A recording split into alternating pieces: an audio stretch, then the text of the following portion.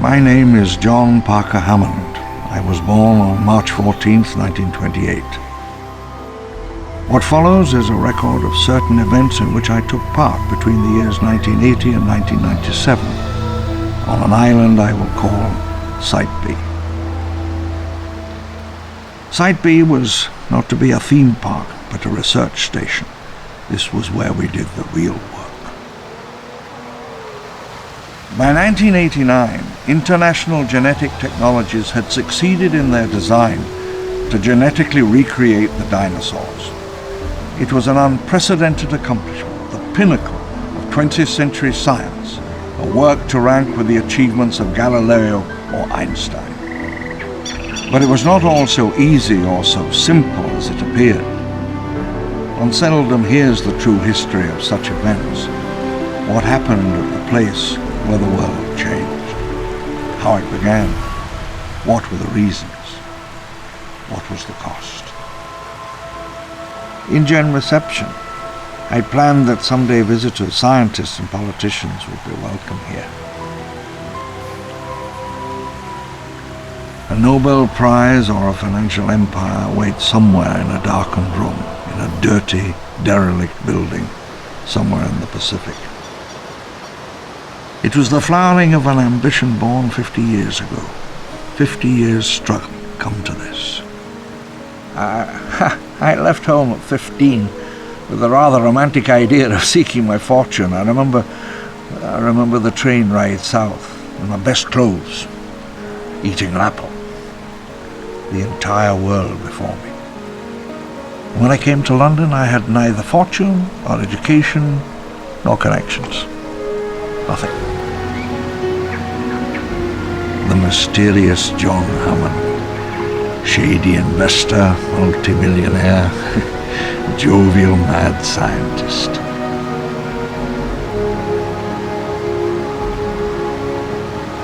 An idea brought me awake one morning in New York. I almost didn't write it down. What if a mosquito sucked the blood of a dinosaur 100 million years ago? The insect is then covered in tree sap which, over the millennia, becomes amber. The insect is preserved perfectly.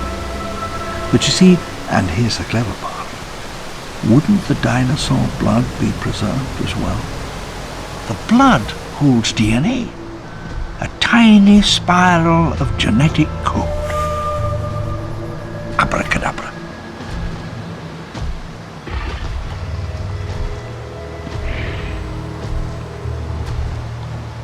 (1982). Robert Muldoon I already knew.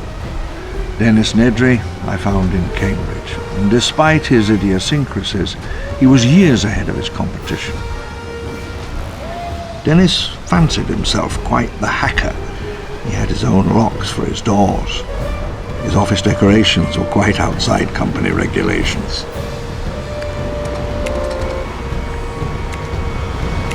Dennis, what are we looking at here?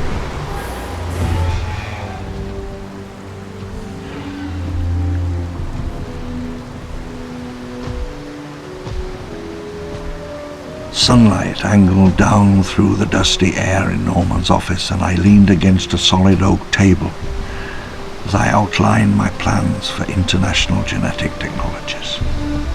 The first task was genetic recovery, acquiring Jurassic or Cretaceous amber, extracting preserved DNA and reassembling the complete sequences.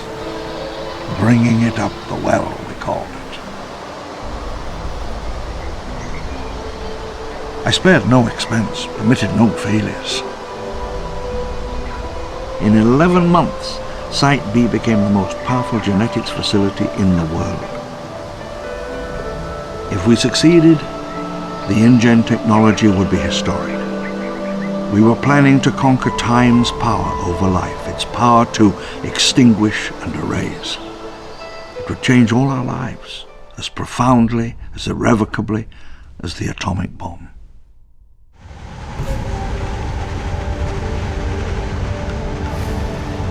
(1988). Workers from the mainland were pouring concrete supports for a rail system running north to the settlement.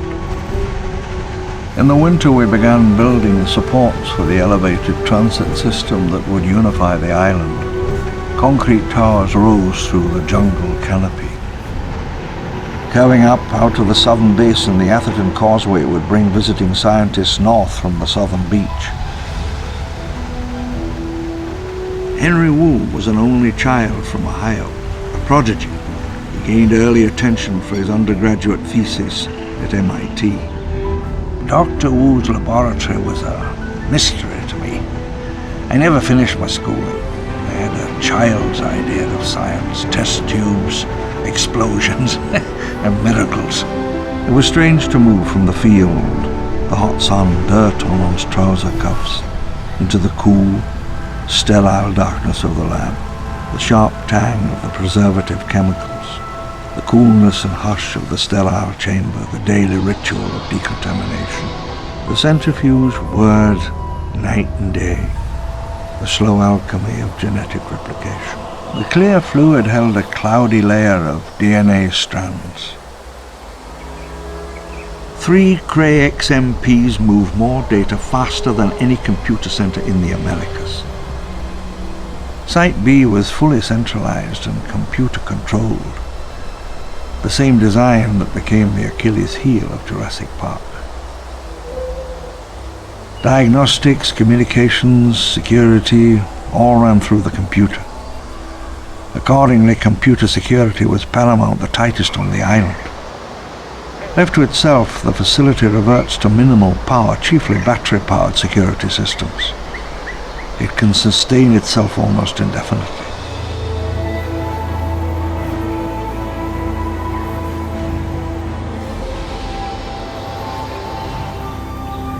We worked long into the night, feeling at times as if the whole of the earth had fallen away outside, leaving only the darkness, the work, the endless questioning of the past.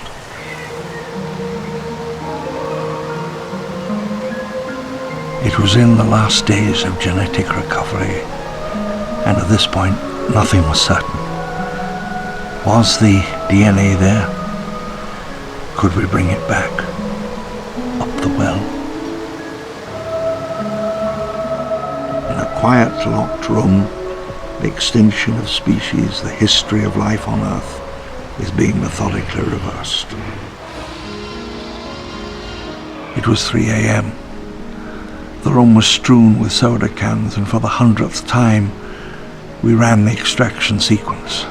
As Ned retyped, the world seemed to hold its breath, and for a moment we stood at the turning point between 2 great planetary eras, a million-year reign of man and the age of the dinosaurs. All my life I'd waited for something great, something extraordinary, and then it opened up. The code read true. The barrier of time for an instant opened. Nedry and I stared into the monitor, straight back through 65,000 centuries.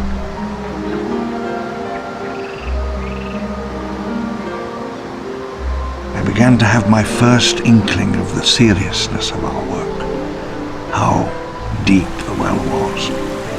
This was life from 65 or 100 million years before mankind.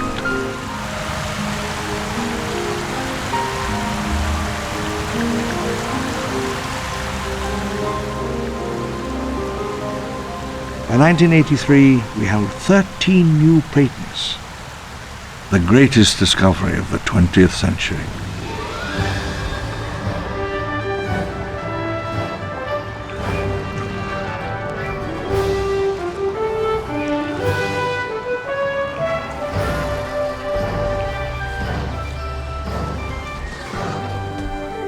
When I was little, I dreamed of a time when the entire world was covered by an ancient forest. Great hunters stalked in the cool darkness, among silent, huge columnar trees, oaks and sequoias.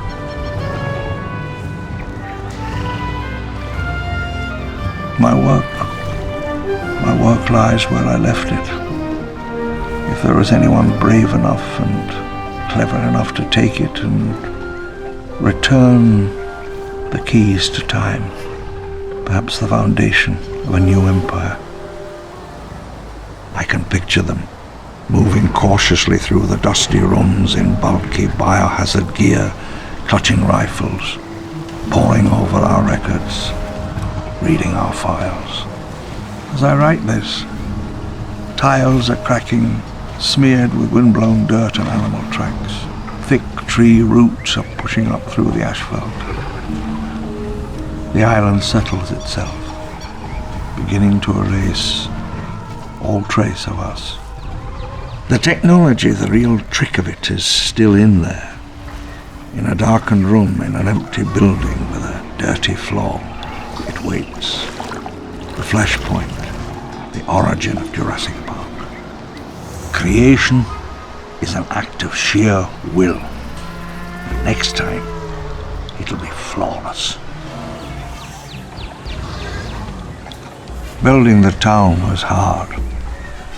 Costa Rican contractors were competent people, but they had to be transported, fed, housed, and afterwards bound to silence. The biotechnicians were compensated for living in exile. High pay, luxury housing. Dennis wanted computer time and money. Henry wanted his state-of-the-art entertainments. These were the elite who could have gone anywhere to work. I had to keep them here. A passcode let us control access to the valley and the power station beyond. The power station was situated on the western coast. Residences were southeast and inland. A tank of greenish water tinted by an algae-killing chemical circulated through the massive cooling tower. This reservoir was filled from a pump in the valley some ways away. The steam pipes hissed and spat. Water pumped deep into the earth and came back superheated. Brachiosaur, oldest of our recreations by 50 million years, the only true Jurassic native. May 1989. We began laying foundations on the South Beach for a hotel for visiting scientists and businessmen. A year hence, I thought, the island would be quite famous.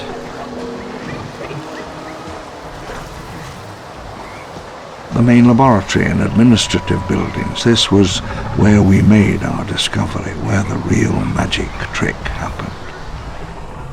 When they come to dig up our secrets, they'll come here.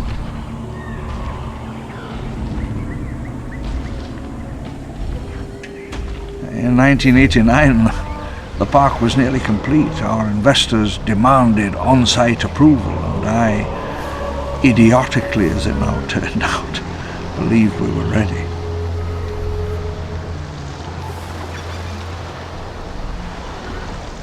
By 1987, the first of them had reached full size. The ecosystem of another era began to reassert itself. Triceratops, with the Tyrannosaur, one of the last dinosaurs to live naturally on our planet. The debacle of August 27th, 1989 is now quite well known, and the legal consequences were, as you may well imagine, rather extensive. I still believe Nedry left himself a back door, something about the hobbits or God knows what.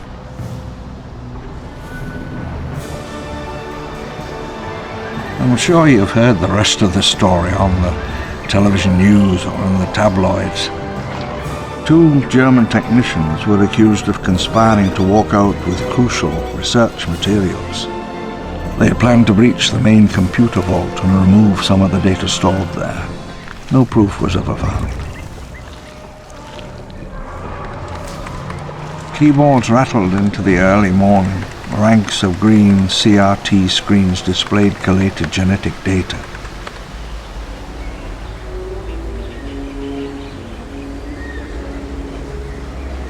On October the 3rd, 1989, I sat on a wooden bench in the waiting room in Washington, D.C. The government panel put me on the stand. As my name was read out, the session room went silent. They walked up the aisle towards the stand. I was being called to account, but I had no clear explanation to give. Bankruptcy. I leaned against the wall, my whole body shook. I dropped the mug, it shattered. I let it lie there. We would be leaving soon. When it became known that I was bankrupt, workers simply dropped their tools and walked away. Buildings were stripped of everything valuable, and we sealed off the town, save for a few crucial gates, southward to the lowlands, eastward to the power plant and laboratory. We sealed the eastern gate for the last time. Gazing from my study window, I hit on a simple mnemonic for the passcode. Like Nedry, I felt I needed to keep a back door open.